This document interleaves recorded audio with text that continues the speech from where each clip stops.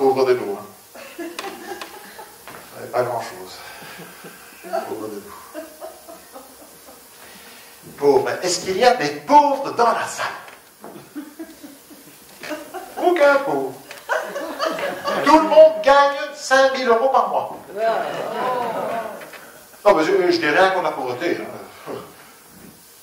Ben, vous n'imaginez quand même pas une société sans pauvres.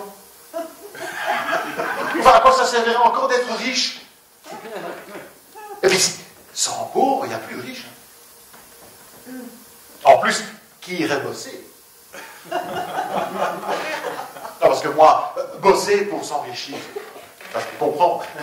Mais pour rester pauvre.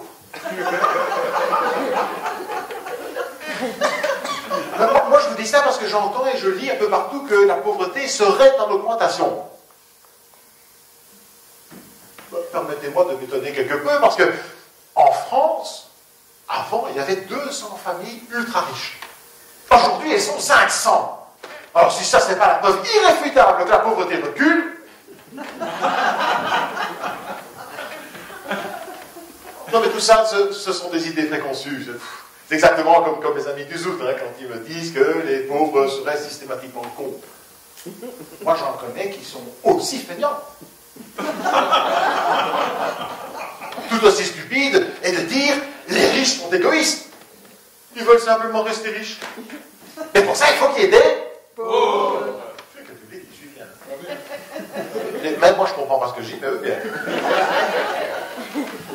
Non, mais rassurez-vous, mesdames et messieurs, nous sommes tous victimes de stéréotypes. Parce que qu'est-ce que ça veut dire? Les riches ci, les riches là. Moi, je connais des pauvres types qui sont riches. Je connais des riches qui sont simples. Et puis je connais aussi des types simplement riches. Par contre, les riches qui sont pauvres... Ou alors, ce sont des riches qui ont vécu au-dessus de leurs moyens. Parce que finalement, qu'est-ce que c'est un pauvre sinon une personne qui vit systématiquement au-dessus de ses moyens? Alors, je voudrais quand même qu'on me dise pourquoi les riches qui vivent en dessous de leurs moyens devraient payer pour les pauvres qui vivent au-dessus de leurs moyens comme s'ils étaient riches. Mais heureusement que les pauvres ne sont pas riches.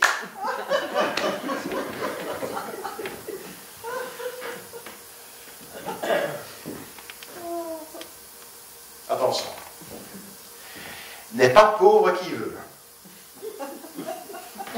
Ouh, mais c'est une logique. Hein. Mieux, un mode de vie.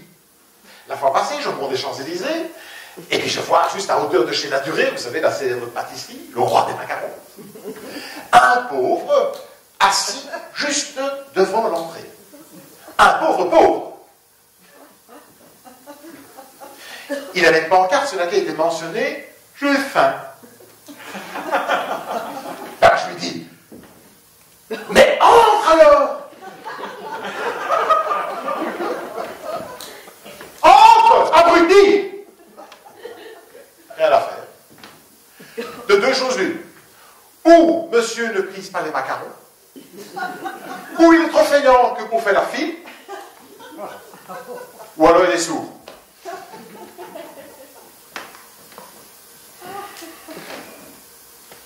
Non mais arrêtez de les plaindre, s'il vous plaît. Vous ne leur rendez pas service. Hein.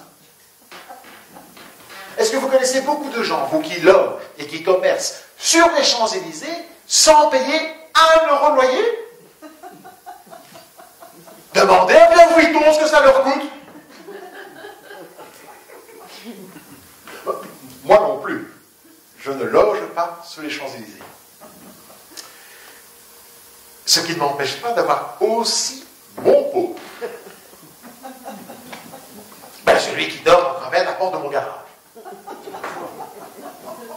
Au début, je lui ai demandé fort courtoisement de déguerpir. Enfin, comme il s'est vertué à faire la sourde oreille, moi aussi. Et j'ai sorti la voiture.